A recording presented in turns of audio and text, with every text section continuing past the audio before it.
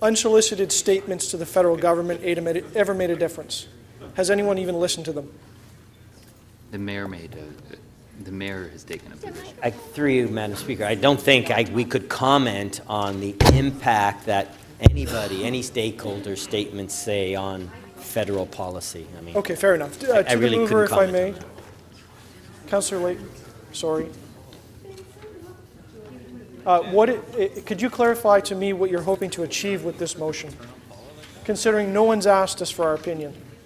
So several other municipalities have submitted their opinions. Calgary Right. probably having the most robust analysis of this information, and they've participated in hearings throughout. It's outlined in my motion, but more directly in Calgary's submission, that had we had more time to put staff's analysis to it, I have no doubt that we would have come to similar conclusions. But there are impacts to cities. Okay. Did you submit anything in your capacity as councillor? Pardon me? Did you submit anything as your capacity as councillor during the period? That's precisely what's in front of us now. I was only made aware of this through actually a news report that showed that the City of Calgary was taking such a strong position. I was surprised to see that we weren't doing the same. Is this any different than petitioning the government about the price of milk, the price of gas, the price of airfare, the price of electricity, all sorts of things that affect our lives? Councillor, that's where you're actually wrong. That's where you're dead wrong. What's going on here is there's a regulatory decision by a regulatory body. It's being appealed in a political fashion to Cabinet. It's quite common that governments do comment on this. If you look at the Canadian Gazette in this regard, there's a list of both companies and governments making submissions in this regard. So it's quite common. I'm not breaking new ground here. No, so the purpose of this motion is to jump into the ring in a federal fight over a federal matter and bring the city in on it.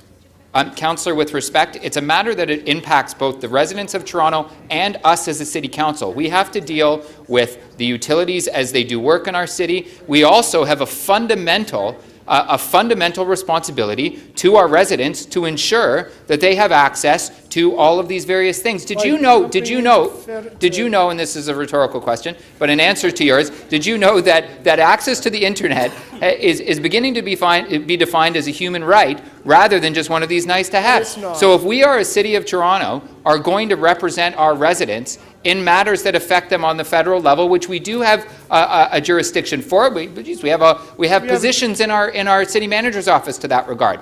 We should be making comments on these fundamental matters that hit them in the pocket. So it is your belief to get into matters that are of federal jurisdiction using taxpayer money and get into those fights. I want to make sure that's the direction. And if there's a fight over the price of gas or the price of electricity, I want to hear it. And if there's a fight over electricity, we should get into electricity prices or milk prices or donut prices, whatever it is that the fight is. This is a regulatory matter that's being decided politically at the Cabinet table that will affect our citizens, our residents, and affect us as a government. It'll affect all of us here, and we should be at that table. And perhaps you may forget, we've actually had debates here on electricity rates. We have contributed to that dialogue because we have a responsibility to.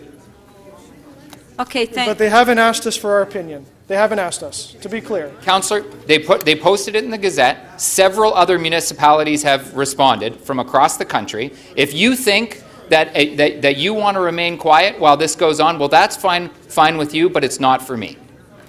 Thank you. Thank you. Okay, before we continue, just want to welcome. There is a U of T class in the council chambers blogging the Just City, and their instructor Sean Micallef. Welcome.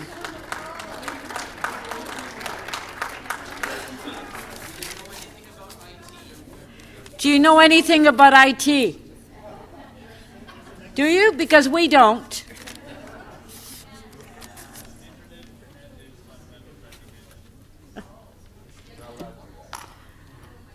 Okay, next question is Councillor Cole.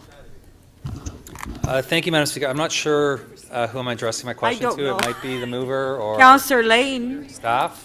Well, I'll just to the speaker. I guess. But actually, there is staff coming.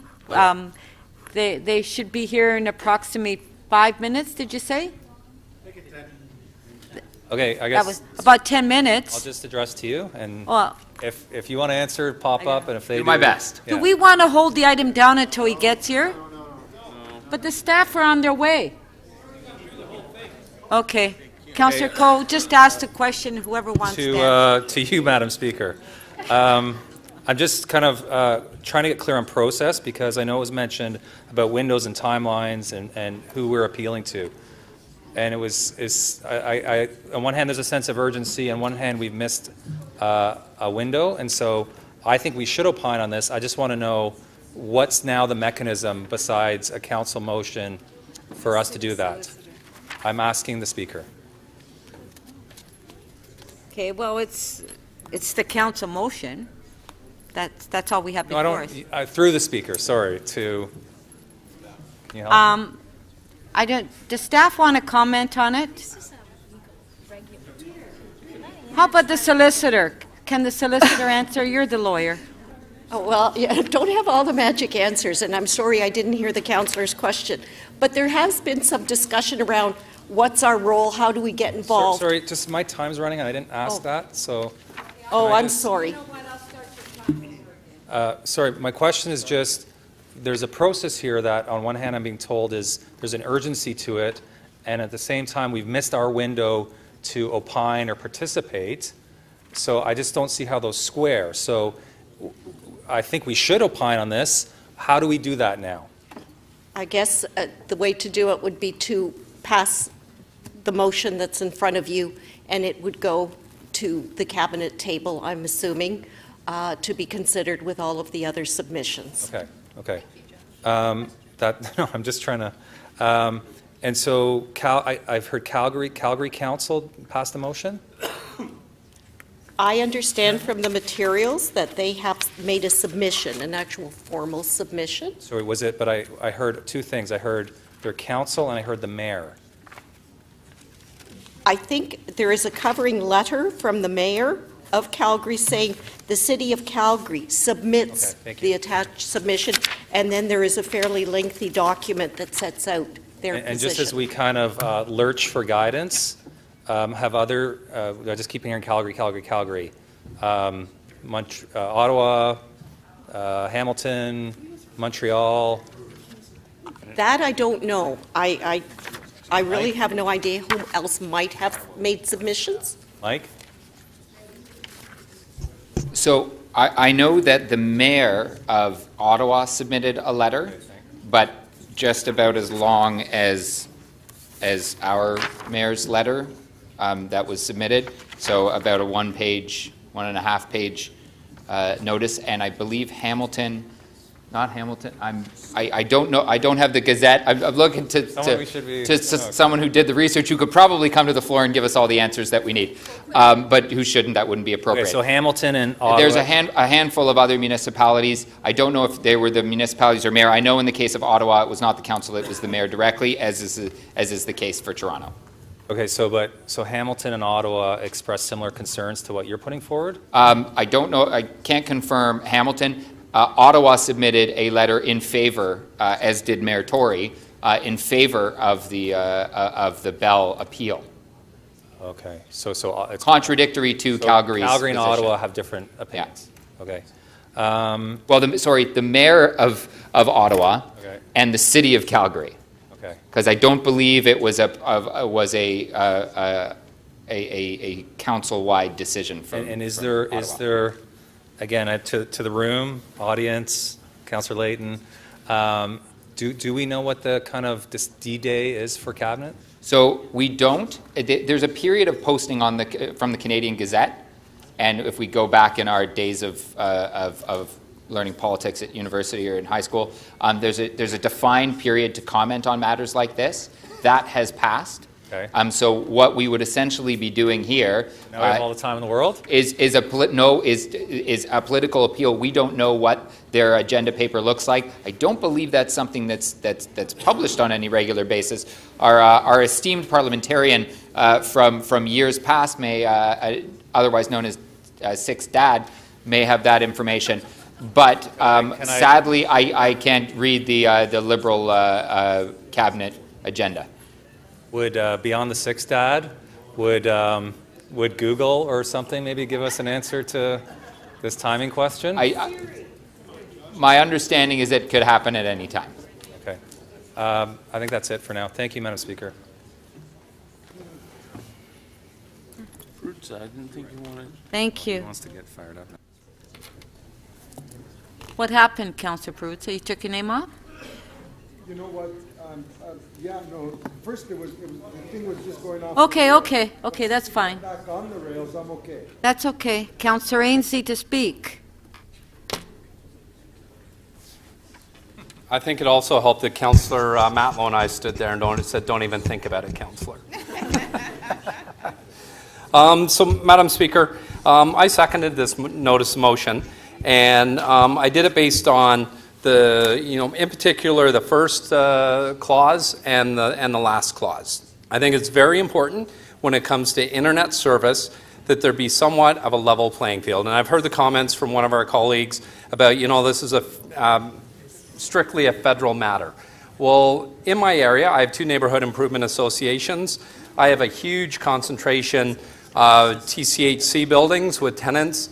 The local schools, one of the largest complaints I hear from people is the inability to get internet access. And as a city, we're doing a lot of different things. If you look at the Toronto Public Library, our poverty reduction strategy, one of the things is that we're trying to do is people can check out a mechanism that allows you to get Wi-Fi. So as a Toronto Public Library, that's one of the mechanisms that we're looking at doing to providing low internet usage. I get a lot of kids all the time from the TCHC buildings. They can't understand why there's only 6 computers in the local library and that they might have to wait 3 or 4 hours to get internet. One of the things that's changing in the curriculum now is it's becoming more internet-based when kids are expected to do their studies. So if they can't do it at home, they go to the local public library. Or worst case scenario, I've heard stories that kids, they park themselves in the principal's office after school because they know they can't wait 4 hours at the local public library. They're in a TCH or a lower income home and they can't afford internet at home, let alone trying to get a laptop or a computer in their home. It's a huge problem.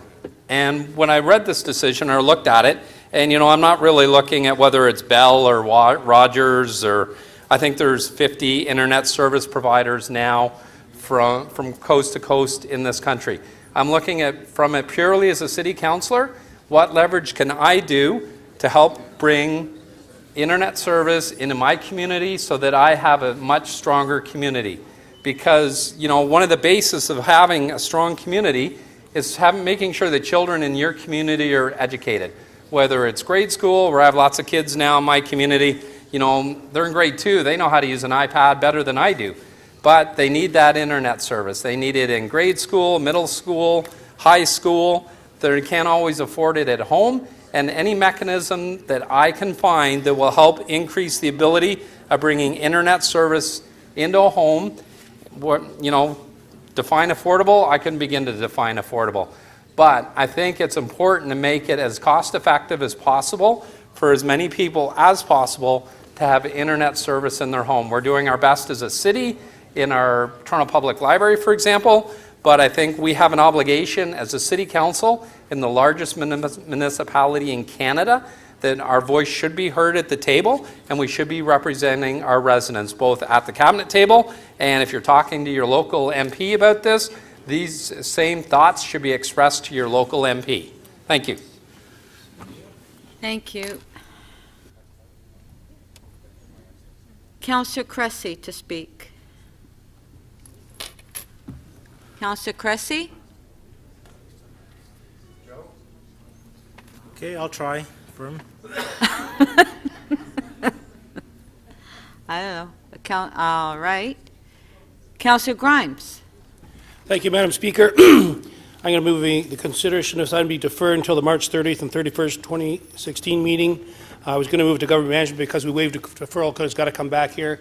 But I agree with Councillor Thompson, a lot of my colleagues. We are totally confused what we're voting on here. Yes. And I'd rather vote no than to be voting. We have a letter from the mayor that's been sent in we don't have, and there's mass confusion. We don't know when they're going to hear this. So I think this is the smart thing to do is defer it till the next meeting. and we have the proper staff to answer questions, because I think there's a lot of confusion here in this chamber on what really we are voting on.